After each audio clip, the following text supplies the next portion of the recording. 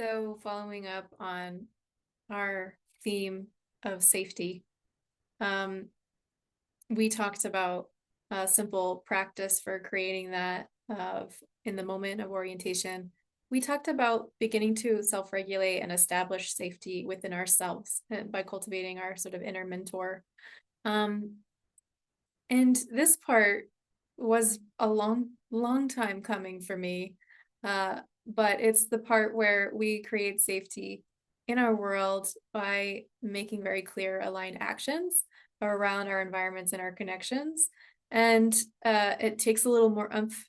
It often takes having cultivated uh, enough of an inner mentor to feel a sense of stability enough to begin to take some actions that might make an impact and might change your world a bit, right? You might, um, big examples of this are things like actually changing your job or maybe leaving a relationship or starting a new relationship or changing house.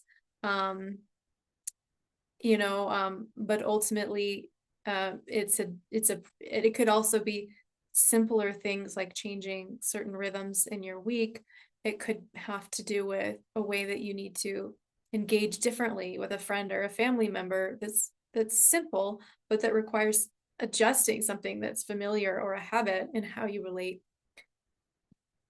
And it takes a lot of ego strength to do this because you have to really have a sense of safety um, inside and a sense of safety with your greater world and your sense of the source, um, whatever that looks like for you, enough to be able to um, trust that um, it's okay for you to go ahead and do this, even though you don't know how the world around you might respond or react, but you trust that by making choices that are in alignment with yourself and your authenticity and your needs, that you actually will begin to, because is the power of attention, you will begin to connect with, whether it's from you paying attention in a different way to the world or whether it's the world paying attention in a different way to you, usually both, you will connect with more aligned situations in your life.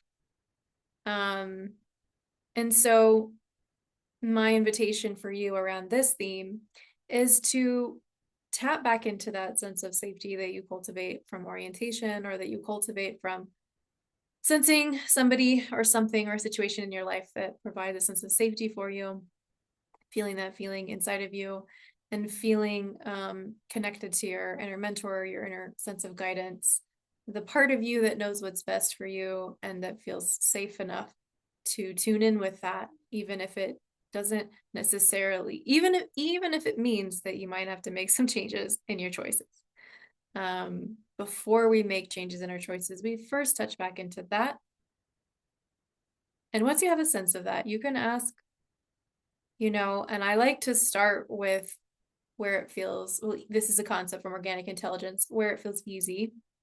Almost like taking your whole life and having it like around you, a sense of like you're sitting here in the middle of your life is around you, but you have a little bit of space from it. Like it's not right here, and it's also not far away. It's like looking at a movie screen or feeling a field of energy. And ask this inner mentor to ask your inner self, your inner guidance to show you which parts of this, and it doesn't have to be your whole life if that's overwhelming. It could be an area. Maybe it's your career. Maybe it's your relationships. Maybe it's a particular relationship. And I'll use that example as we go in just because it seems like it would work well for most all of us in our relational learnings.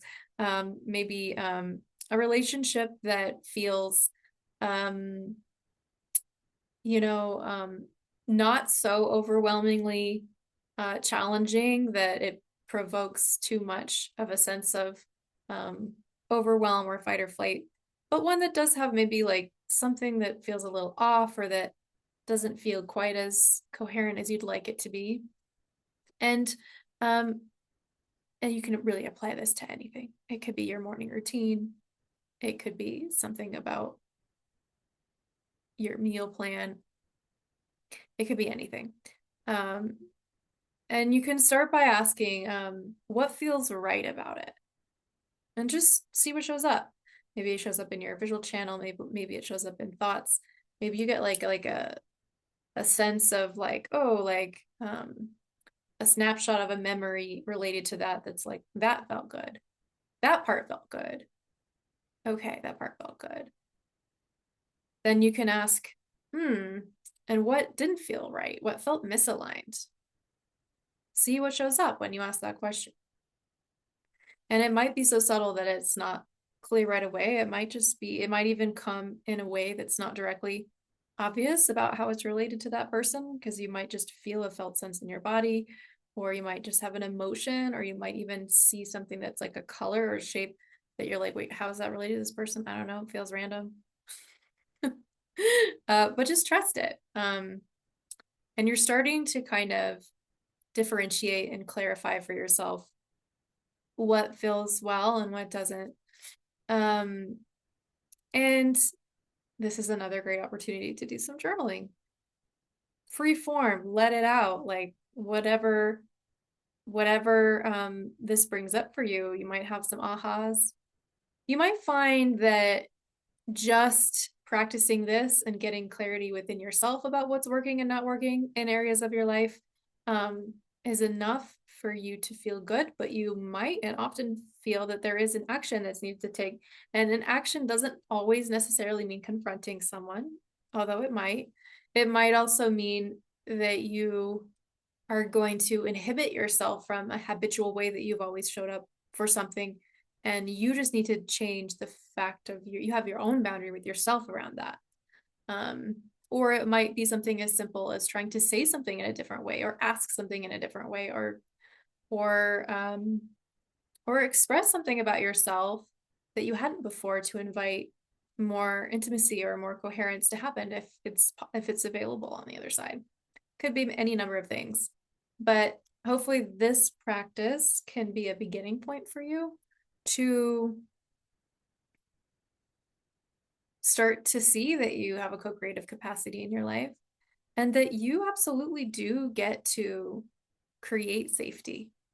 There's a way that we, when we're in freeze, we can either there's two ways it can present. And one is that we kind of feel powerless, like we're getting tossed around by the world and we don't feel like we have any control. And this practice helps us to see that we can find tiny thresholds in which we can apply a healthy sense of control. The other way is that we like hyper control, like we don't feel okay unless everyone is responding in a proper way to us. That's also not healthy, but totally also understandable. And it comes from the same, trauma underlying freeze. And in that situation, we're doing ourselves a favor by seeing, okay, well, by first checking in and getting clear within myself, then I can still go ask for things. I can still do things differently. I can present my boundaries in the world, and it's not going to completely crush me if I get a no, or if someone's not available to meet that. It's just information. It's like, oh, okay, it clarifies then we're not wasting our time and energy on worrying about that situation or trying to manipulate that situation in an indirect way, because we know now, we know what it is that we need, we know how to ask for it, and we're clear on whether that aspect of our life can meet us there or not. And if it can, then our lives just got much easier and more connected. And if it can't, our lives also got easier, because now we can take that energy that we've been sort of using and spinning in a chronic way in this situation, and we can be like, thank you. And we can turn it back to this wider sphere of our life and be like, okay, where and in what way can this need be met and honored elsewhere? And what's beautiful about this is it totally turns the entire wound of rejection, which many of us have, into something that doesn't cripple us, but that's actually a guiding and focusing thing that actually takes us further in our life into more aligned and more attuned environments.